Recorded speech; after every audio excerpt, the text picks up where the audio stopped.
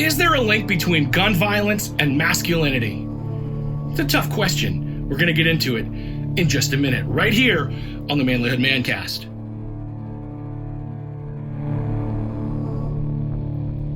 You can be a man of courage, of honor, of integrity. You can be the father, the husband, the leader that your family and your community needs. This is the Manlihood ManCast. Here's your host, Josh Hatcher.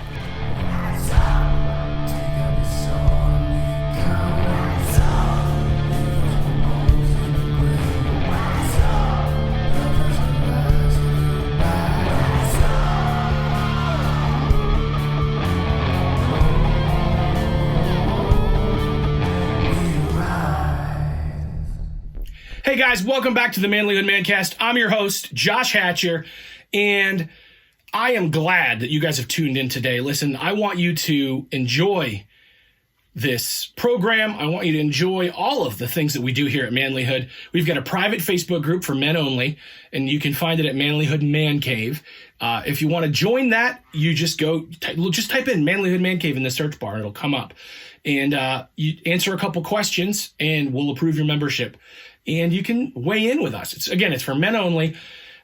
We've also got our podcast. We've got our YouTube channel. If you're watching this or listening to this and you're getting something out of it, please, I want you to share it with a friend. I want you to leave a review. I want you to leave a comment, give the video a like, subscribe to the channel, because I firmly believe that this channel, this podcast, I believe it's going to make a difference in your life. I know that me taking the time to look at these topics and work through these issues in my own life have made a difference for me. And I hear from men every day that say, hey, this has really helped me. So I hope that it's helping you. And if it is helping you, you can pass it along. Let's help more men. So guys, today's discussion is a little bit controversial, and I don't care, because sometimes we have to talk about the things that are controversial. The question is there a link between gun violence and masculinity? There are so many anti-gun and anti-man opinion articles out there that keep trying to link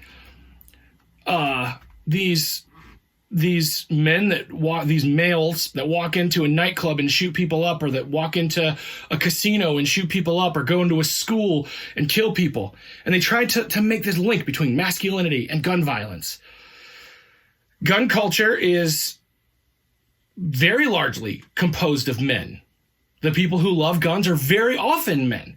It's not only men. I know many women who love to shoot, who love to own guns. They own them for their own protection and self-defense. And these are not just conservative women. These are liberal women as well, who are afraid to walk down their city street at night, and they have a gun to protect themselves.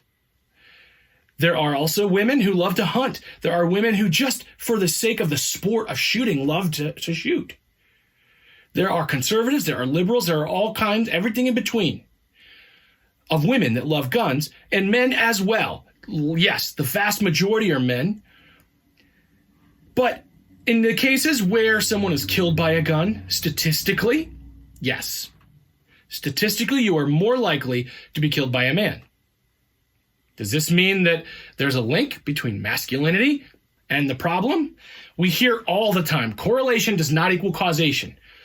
And in fact, we hear that a lot from these anti-gun and anti-man people as they argue other things. They'll say all the time, if you try to make a suggestion or you try to have a political discussion, they'll say correlation doesn't equal causation. You're right, it doesn't. So you stop making the same arguments. You stop making the same logical fallacies, because that's the same thing you're doing here. So the Washington Post, which I think is a piece of garbage, but that's another topic.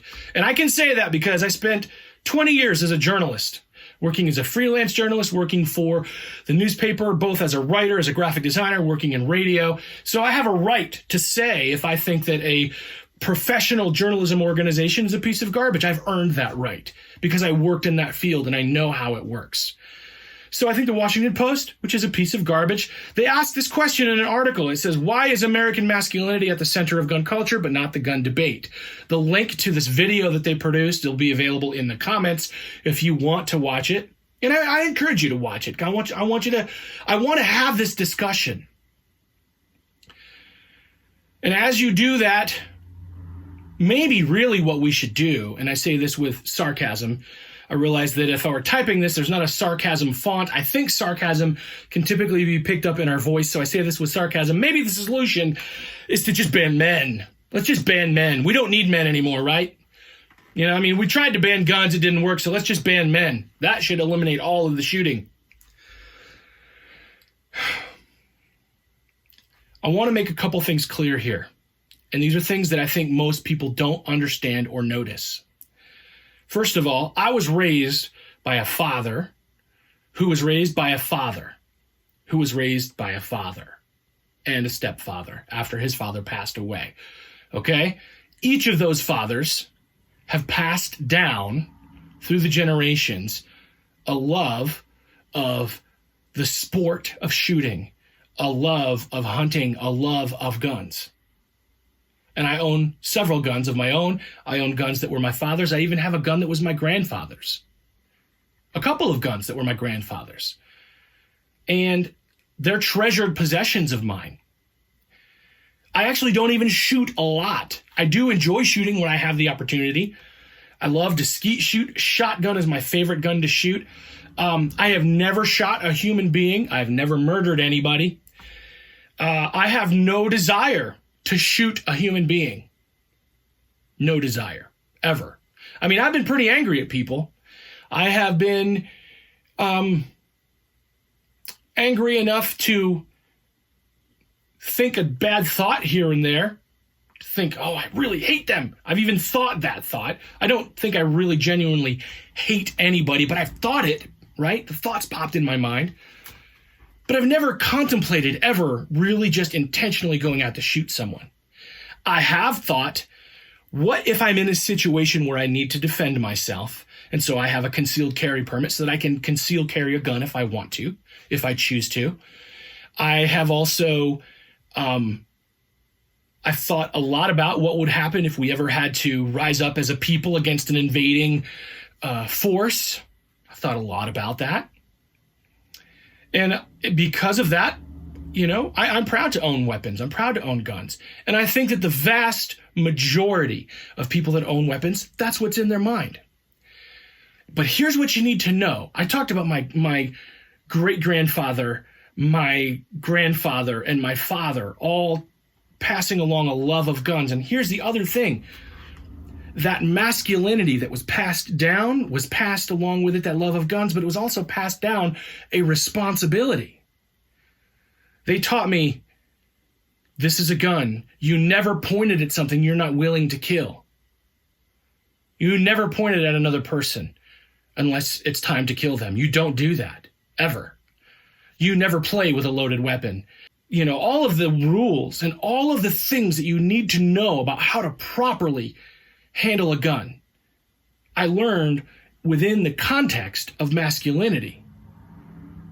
All of these millions and millions of weapons that are owned in the United States are owned and typically are owned and then taught how to use within the framework of a father teaching his son the proper way to handle not only a gun, but to handle his emotions. We look at statistics and we use statistics to convey whatever point we want to convey.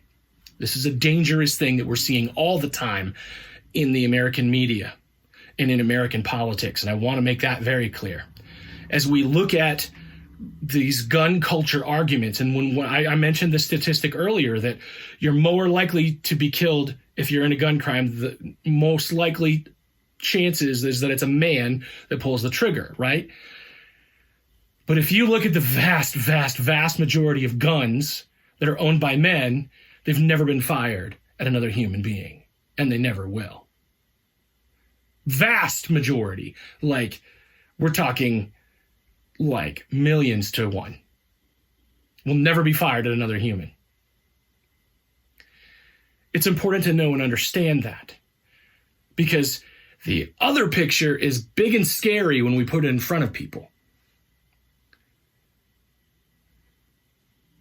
The answer and what we really need is not to point out the boogeymen that men shoot people and that men like guns.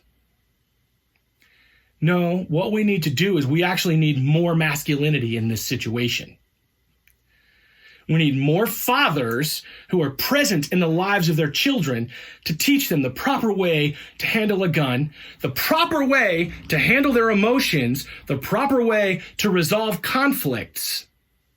And when we do that, we don't have the guy who walks into the Las Vegas casino and shoots at however many people on the street at the country music concert. We don't have the kid who walks into a school and shoots up everybody. You don't have those things. And I'll be honest with you, when you look at many of these shootings, many of them, you see fathers who did not teach their children these things properly.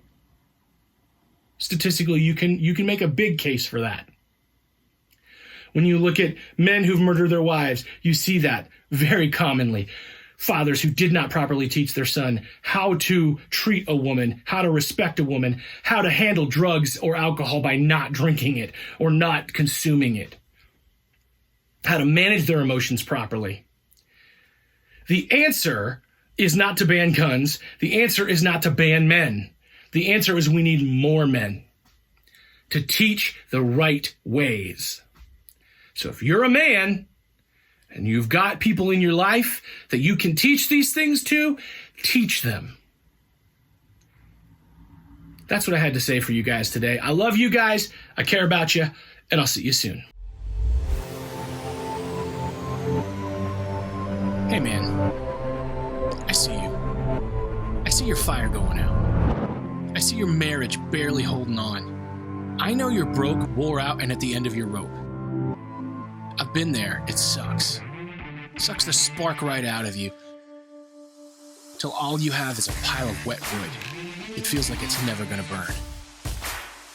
I can't fix your problems. I can't make her love you again. I can't lose 50 pounds for you or fill your bank account.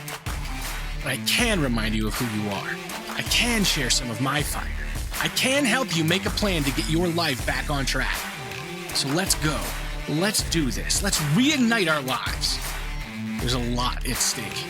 No one wants their marriage to end in divorce. No one wants to wallow in despair or to the dark places that follow. So let's do it. Let's reignite our lives. Let's reignite our passion, our marriage, our health, our career, our dreams, our mindsets.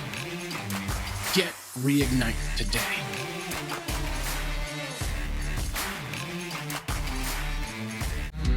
Thanks for listening to the Manlihood ManCast. Please help us out with a like, comment, share, and subscribe. Check us out at manlihood.com.